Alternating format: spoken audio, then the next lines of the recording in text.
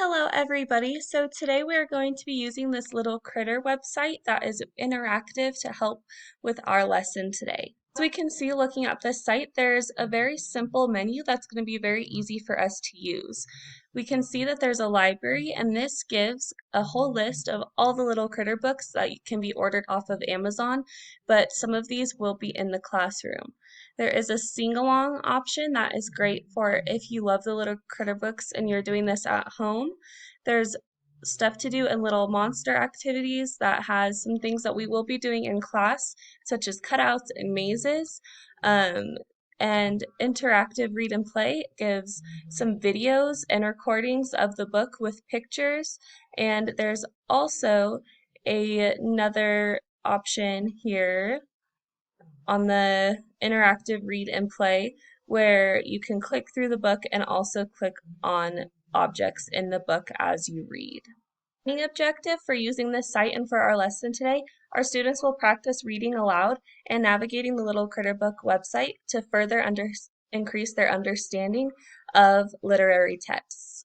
This aligns with our 4 E's, and for this, the first one is effective, and this aligns with the second standard of reading for all purposes for kindergarten, which is develop and apply the concepts of print and comprehension of literary texts, as well as develop basic reading skills through the use of foundational skills.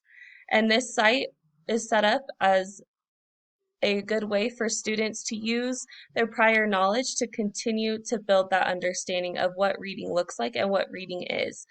Because there's interactive read and play, students are able to practice reading aloud with someone else also reading aloud, which is going to help them a lot. This site is also going to be effective because it allows students to retain their understanding of the topic for a longer period of time. The other effective ways of the 4 E's are included, but those are the most focused, as well as for the other 3 E's, the highlighted ones are just listed. So for example, for efficiency, the teacher will save time preparing.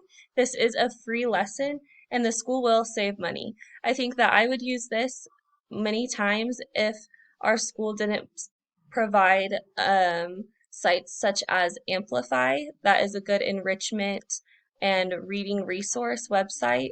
This would be another good website where students can practice their read aloud and important aspects of reading without having a paid website. Enhancements of using this site is that this is going to be harder to do without technology available. Students aren't going to be able to practice reading aloud while listening to someone else unless they would be sitting next to someone that's reading aloud, but at that time that would be really confusing and hard for kindergartners to practice. This can be done anytime and anywhere as long as the student has internet. It is also going to be very engaging for students because students are going to be more interested as little critter books are going to be read in the classroom ahead of when this lesson would be, and students would already be excited about this, and using technology usually makes students more excited anyway.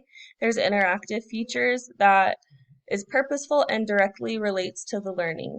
The source of this website is from the Little Critter Books, and that is a very popular book for many kids to read. There's a bunch of them and also really easy to navigate.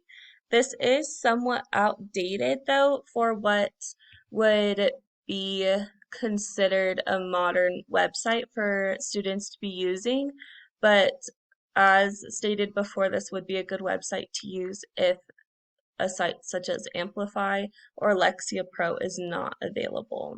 See here, Shockwave is needed to play these pages, but it is fun. I have tried it on another computer and it is useful. So if you have any questions, please let me know, and thank you for listening.